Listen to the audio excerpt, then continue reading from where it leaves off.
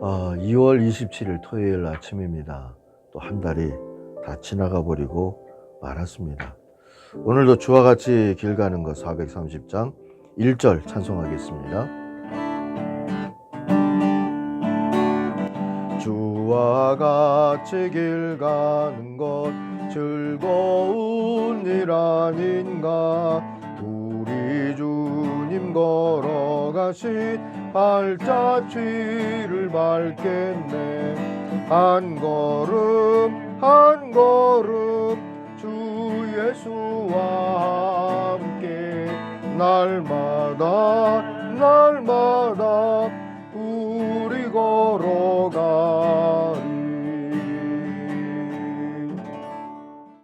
오늘 사도행전 25장 말씀을 같이 읽겠습니다. 오늘도 조혜인 전도사님이 말씀을 봉독하겠고요. 지난 사흘 동안에 우리 찬양은 이훈희 목사님 같이 해주셨습니다. 베스도가 부임한 지 3일 후에 가이사랴에서 예루살렘으로 올라가니 대제사장들과 유대인 중 높은 사람들이 바울을 고소할세. 베스도의 호의로 바울을 예루살렘으로 옮기기를 청하니 이는 길에 매복하였다가 그를 죽이고자 함이더라. 베스도가 대답하여 바울이 가이사랴에 구류된 것과 자기도 멀지 않아 떠나갈 것을 말하고 또 이르되 너희 중 유력한 자들은 나와 함께 내려가서 그 사람에게 만일 옳지 아니한 일이 있거든 고발하라 하니라. 베스도가 그들 가운데서 8일 혹은 10일을 지낸 후 가이사랴로 내려가서 이튿날 재판자리에 앉고 바울을 데려오라 명하니 그가 나오매 예루살렘에서 내려온 유대인들이 둘러서서 여러 가지 중대한 사건으로 고발하되 능히 증거를 대지 못한지라. 바울이 변명하여 이르되 유대인의 율법이나 성전이나 가이사에게나 내가 도무지 죄를 범하지 아니하였노라 하니 베스도가 유대인의 마음을 얻고자 하여 바울더러 묻되 내가 예루살렘에 올라가서 이 사건에 대하여 내 앞에서 신문을 받으려느냐. 바울이 이르되 내가 가이사의 재판자리 앞에 섰으니 마땅히 거기서 신문을 받을 것이라. 당신도 잘 아시는 바와 같이 내가 유대인들에게 불의를 행한 일이 없나이다. 만일 내가 불의를 행하여 무슨 죽을 죄를 지었으면 죽기를 사양하지 아니할 것이나 만일 이 사람들이 나를 고발하는 것이 다 사실이 아니면 아무도 나를 그들에게 내줄 수 없나이다. 내가 가이사께 상소하노라 한대 베스도가 배석자들과 상의하고 이르되 내가 가이사에게 상소하였으니 가이사에게 갈 것이라 하니라. 수일 후에 아그리빠 왕과 버니게가 베스도에게 문안하러 가이사랴에 와서 여러 날을 있더니 베스도가 바울의 일로 왕에게 고하여 이르되 벨릭스가 한 사람을 구류하여 두었는데 내가 예루살렘에 있을 때 유대인의 대제사장들과 장로들이 그를 고소하여 정죄하기를 청하기에 내가 대답하되 무릇 피고가 원고들 앞에서 고소사건에 대하여 변명할 기회가 있기 전에 내주는 것은 로마 사람의 법이 아니라 하였노라. 그러므로 그들이 나와 함께 여기 오매 내가 지체하지 아니하고 이튿날 재판자리에 앉아 명하여 그 사람을 데려왔으나 원고들이 서서 내가 짐작하던 것 같은 악행의 혐의는 하나도 제시하지 아니하고 오직 자기들의 종교와 또는 예수라 하는 이가 죽은 것을 살아있다고 바울이 주장하는 그 일에 관한 문제로 고발하는 것뿐이라. 내가 이 일에 대하여 어떻게 심리할지는 몰라서 바울에게 묻되 예루살렘에 올라가서 이 일의 신문을 받으려느냐 한즉 바울은 황제의 판결을 받도록 자기를 지켜주기를 호소하므로 내가 그를 가이사에게 보내기까지 지켜두라 명하였노라 하니 아그리빠가 베스도에게 이르되 나도 이 사람의 말을 듣고자 하노라. 베스도가 이르되 내일 들으시리이다 하더라. 이튿날 아그리빠와 버니게가 크게 위험을 갖추고 와서 천부장들과 시중의 높은 사람들과 함께 접견 장소에 들어오고 베스도의 명으로 바울을 데려오니 베스도가 말하되 아그리빠 왕과 여기 같이 있는 여러분이여 당신들이 보는 이 사람은 유대의 모든 무리가 크게 외치되 살려두지 못할 사람이라고 하여 예루살렘에서와 여기서도 내게 청원하였으나 내가 살피건대 죽을 죄를 범한 일이 없더이다. 그러나 그가 황제에게 상소한 고로 보내기로 결정하였나이다. 그에 대하여 황제께 확실한 사실을 아랠 것이 없으므로 신문한 후 상소할 자료가 있을까 하여 당신들 앞 특히 아그리빠 왕 당신 앞에 그를 내세웠나이다. 그 죄목도 밝히지 아니하고 죄수를 보내는 것이 무리한 일인 줄 아나이다 하였더라. 아멘. 오늘 묵상의 주제는 착각의 늪이 있다 이렇게 잡았습니다. 여러분이 보고 계시는 배경 사진은 바울이 2해 동안 갇혀 있었던 가이사랴의 모습을 볼 수 있는 지중해 해변의 모습이죠. 25절 다시 읽습니다. 그러나 나는 그가 사형을 받을 만한 아무런 일도 하지 않았다고 판단하였습니다. 그런데 그는 스스로 황제께 상소하였으므로 나는 그를 보내기로 작정하였습니다. 자, 이 말을 하게 되기까지의 이야기를 오늘 말씀을 통해서 우리가 함께 보겠습니다. 2년의 시간이 가이사랴에서 흘러버렸습니다. 그동안 바울은 문제거리가 되어버렸어요. 유대인들에게 바울은 여전히 살려두지 못할 사람, 24절에 나오는 표현인데요. 살려두지 못할 사람이었고, 새로 부임한 총독 베스도에겐 그냥 정치적인 골칫거리 중에 하나였습니다. 아그리빠 왕, 헤롯 대왕 아그리빠 1세의 아들인 아그리빠 2세를 말하죠.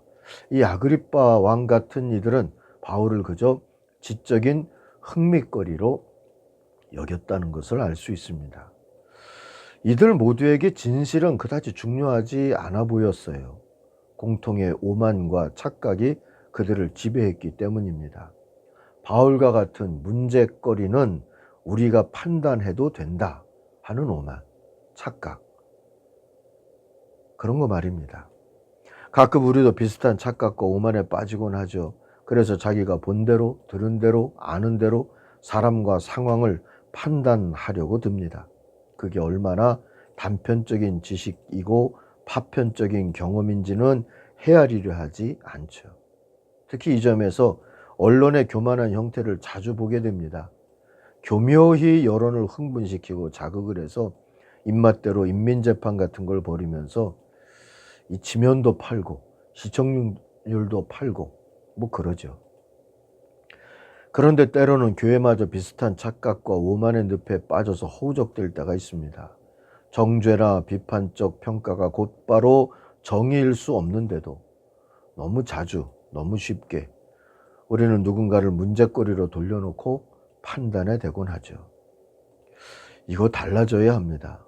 명백하게 죄에 빠진 자를 볼 때도 성령의 지도를 따라 온유한 마음으로 그런 사람을 바로잡아주는 게 먼저라고 말씀에는 돼 있지 않습니까? 자신을 겸손하게 살펴서 섣부른 판관의 유혹에 빠지지 않도록 조심하는 것은 기본이라고 가르쳐 주기도 합니다. 갈라디아서 6장에 나오는 말씀들이죠. 어쨌든 바울이라는 문제거리를 전임자에게 물려받은 새로운 총독 베스도는 이 문제거리를 어떻게 처리하면 자신에게 정치적으로 득이 될까를 생각했던 사람입니다. 그래서 부임 시찰차 예루살렘에 가게 됐고요. 거기서 이 총독을 이용해서 자기들의 악성 문제거리였던 바울을 죽이려고 획책을 했던 이 예루살렘 유지들과 기싸움을 하죠. 그리고 가이사랴에서 다시 바울 문제를 처리할 재판을 열게 됩니다. 예루살렘의 유지들은 바울을 예루살렘으로 끌어내려서 재판을 벌이자, 그 와중에 그를 죽이자, 이 생각을 했던 것이고요. 이 베스도는 부임하자마자 저들이 하자는 대로 하지는 않겠다, 재판은 가이사랴에서 열어야 된다 했던 것이죠. 베스도는 재판정을 가이사랴에서 연 곳에 만족했던 것 같아요. 그래서 고소인 진술, 피고소인 진술 같은 것들을 다 듣고 난 후에 바울을 계속 가둬둘 죄가 드러나지 않았는데도 그는 다음 재판을 예루살렘에 가서 하고 싶다 하는 의견을 피력을 하죠. 유대인들의 환심을 사두기 위해서였던 겁니다. 베스도의 문제 처리 방향이 옳지는 않았지만 그의 해결하려는 의지만큼은 바울에게도 득이 됐던 것 같아요. 바울은 11절 보니까 그 기회에 로마 황제에게 상소를 해버립니다.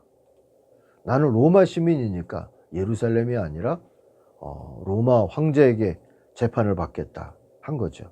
그리고 12절에 보면 베스도는 그렇게 하라고 결정을 내립니다.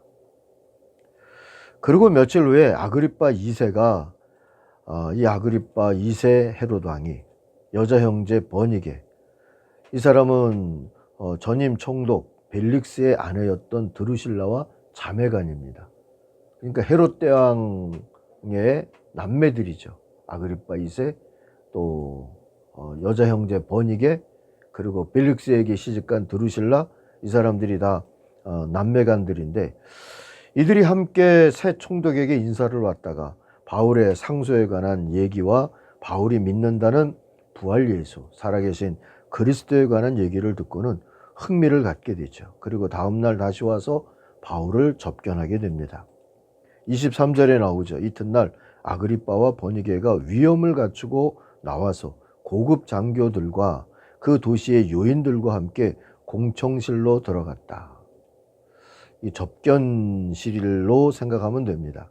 그리고 베스도의 명령으로 바울을 끌어냈죠. 이제 이들에게 바울은 문제거리를 넘어서 상류층의 지적 오락거리가 돼버린 겁니다. 바울로서는 짜증도 나고 자존심도 상할 수 있는 일이었을 텐데, 그는 마치 로마 전도의 예행 연습이라도 하듯이 역시 진심을 다해서 그들 앞에서 변명하듯 간증도 하고 복음도 증언하게 되죠. 그 증언의 내용은 우리 다음 주 월요일 날 볼 26장에 나옵니다. 바울에게 우리가 이 아침에 배우는 겁니다. 아무리 짜증이 나고 자존심 상하고 그래도, 또 긴 고난으로 낙심이 돼도 사명과 소명으로 하는 일을 때려치우진 말자 하는 거죠. 하나님이 일하신다는 믿음으로 긍정적인 면을 보려고 애쓰면서 오히려 순간순간 정성을 다하는 게 필요합니다. 그러면 어둠은 빛을 이길 수 없고 거짓은 참을 이길 수 없다 하는 진실도 깨닫게 되리라 믿습니다. 하나님 앞에서 오늘도 바르고 진실되게 사는 또 한 날이 되기를 바랍니다. 기도하겠습니다. 하나님 아버지, 종종 경솔하고 교만한 또 판단의 습관, 그 죄에 빠질 때가 있습니다. 그러지 않도록 우리를 인도해 주시옵시고, 오늘 하루 누군가에게는 삶의 디딤돌이 되거나 손을 내밀어 줄 수 있는 주님의 자비의 손길 될 수 있게 인도하여 주시옵소서. 특별히 하나님 아버지, 많은 말들 속에 또 거짓이 숨기지 않게 하여 주시고, 이 점에서 언론이나 말꾼들 또 교회들 겸손할 수 있게 하나님 붙잡아 주옵소서. 예수님의 이름으로 기도하옵나이다. 아멘. 하늘에 계신 우리 아버지, 아버지의 이름을 거룩하게 하시며 아버지의 나라가 오게 하시며 아버지의 뜻이 하늘에서와 같이 땅에서도 이루어지게 하소서. 오늘 우리에게 일용할 양식을 주시고 우리가 우리에게 잘못한 사람을 용서하여 준 것 같이 우리 죄를 용서하여 주시고 우리를 시험에 빠지지 않게 하시고 악에서 구하소서. 나라와 권능과 영광이 영원히 아버지의 것입니다. 아멘. 같이 기도하겠습니다.